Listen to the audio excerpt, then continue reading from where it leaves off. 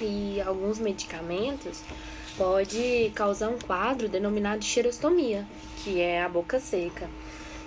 O grande problema disso é que, além da saliva ser aliada contra cáries, ela também ajuda na digestão, além de possuir anticorpos.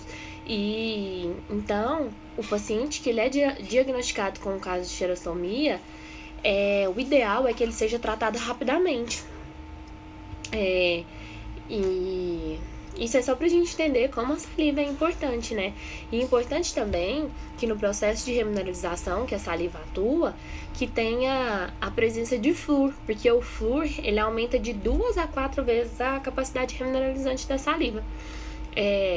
E o flúor também, ele é um importante, a gente vê falar muito sobre flúor e às vezes não entende muito bem qual que é a importância do flúor. Desde criança a gente tem esse contato de aplicação de flúor, com campanhas, água fluoretada, mas como é que o flúor age, assim, protegendo contra a formação de cáries? Ele pode agir de 2 formas principais, que é quando ele substitui os íons de OH- na hidroxiapatita, formando a fluorapatita. Com isso ele torna o esmalte mais resistente, porque quando muda de hidroxiapatita para fluorapatita, ele não tem o OH-. E isso torna o esmalte muito mais resistente ao ataque ácido. E também a outra forma que ele previne contra a cáries é com a inibição da enolase, que é uma enzima da via glicolítica. Quando ele inibe essa enolase, ocorre a diminuição da ATP e, consequentemente, com a diminuição da ATP, acaba reduzindo a proliferação bacteriana e reduz também o metabolismo dos carboidratos e, consequentemente, a capacidade do micro-organismo da placa produzir ácido. E isso, junto com os outros efeitos na estrutura dentária, leva à redução da cárie. Então, o flúor ele é um importante aliado contra a prevalência de cárie. Mas por que é importante que ele esteja disponível na saliva? Porque a ingestão do flúor leva a uma condição denominada fluorose. A fluorose dental ela é decorrente da ingestão do flúor durante a formação dos dentes. A célula que faz o esmalte, o ameloblasto, ele sintetiza uma matriz contendo uma porcentagem de proteína e, em seguida, essa matriz é reabsorvida e o esmalte se mineraliza. E o produto final é aquilo que a gente mencionou no começo. 95% de proteína e uma pequena porção de matéria orgânica e o restante de água. Porém, quando o flúor é ingerido, ele circula pelo sangue sendo distribuído para todos os tecidos. E ele inibe a reabsorção quando ele está presente na matriz do esmalte, ele inibe a reabsorção de proteína por um mecanismo que não é muito bem conhecido. Mas ele faz com que se forme um esmalte contendo uma maior quantidade de proteínas e uma maior porosidade. E essa porosidade interna, ela é responsável pela opacidade do esmalte e que resulta em reflexos clínicos, né, decorrentes dessa porosidade. Mas os defeitos da formação do esmalte não é se a criança ingeriu e durante a fase de formação dos dentes ela vai ter categoricamente ela vai ter fluorose. Não, ela depende da dose que a criança é submetida, do tempo, do peso. Existe uma correlação para que manifeste essa condição e para que haja a prevalência da fluorose. Não é uma questão assim que ocorre casualmente. Mas o importante para a gente entender é que o flúor esteja presente na saliva e que não seja ingerido. Assim, que ele não seja ingerido em grandes quantidades, porque aí vocês vão se questionar assim, mas e a água fluoretada?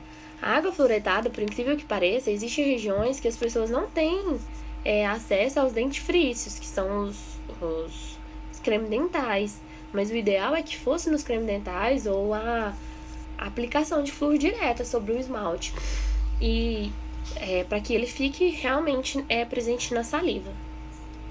Mas a gente está falando tanto da saliva e o que vem a ser a saliva, né? A saliva, ela é a secreção glandular que banha a cavidade bucal. Ela é formada pelo produto das 3 glândulas salivares maiores, que são as parótidas, submandibulares e sublinguais, e por todas as outras menores, presentes na mucosa bucal, né, que são a dos lábios, bochechas e palatos. As secreções salivares,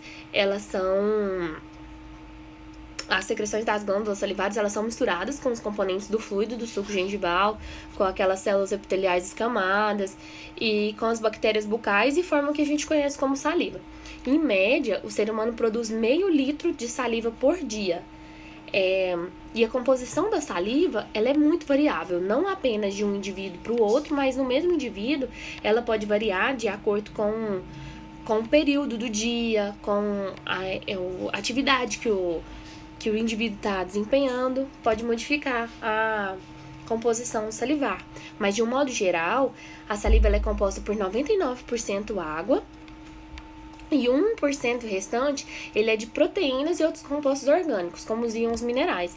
Mas, apesar de ser somente 1%, faz toda a diferença na hora de diferenciar a água da saliva. E como já mencionamos antes, esses íons é onde está incluso o principal sistema tamponante da saliva. E essa diferença pode ocorrer de uma pessoa para outra, até para a gente avaliar a incidência de cárie. Aquela pessoa que tem nessa porção restante da saliva dos compostos inorgânicos que tem um sistema tamponante mais eficiente, a prevalência de cárie dela será bem menor. E qual é o principal sistema tamponante da saliva? Assim como no sangue, o principal sistema tampão da saliva é o íon bicarbonato. A pressão parcial de CO2 na saliva ela é muito menor do que na atmosfera, cerca de uns 4%, e faz com que o tampão bicarbonato, o tampão salivar bicarbonato, ele tenha uma ação na faixa de 6,1, no pH de 6,1, uma boa ação.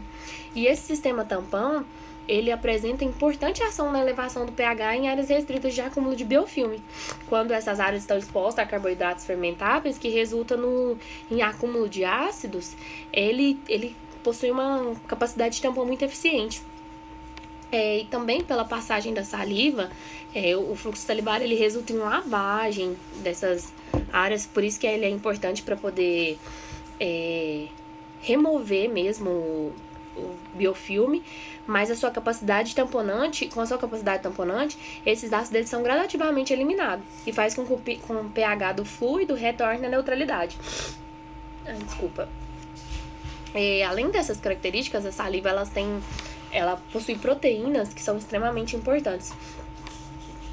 As proteínas elas são divididas em não imunológicas e proteínas imunológicas. E dentro das proteínas não imunológicas tem a lisozima, lactoferrina, peroxidases, cistatina, estatina, mucinas e glicoproteínas. Todas têm funções antivirais, antibacterianas, assim, divididas entre elas, mas algumas com funções antivirais, outras com funções antibacterianas, outras com funções de aglutinação, outras funções antifúngicas, mas eu vou ressaltar uma que é importante pra gente, que é a lisozima, que ela mantém a Candida albicans em equilíbrio, porque a gente sabe que quando ocorre o desequilíbrio, que ela cresce mais do que ela vive em comensalismo com a gente, acontece a candidíase. Então, a lisozima ela é importante nisso. E as mucinas também, existe um exame que fazem uma marcação das mucinas para detecção de células tumorais no câncer oral.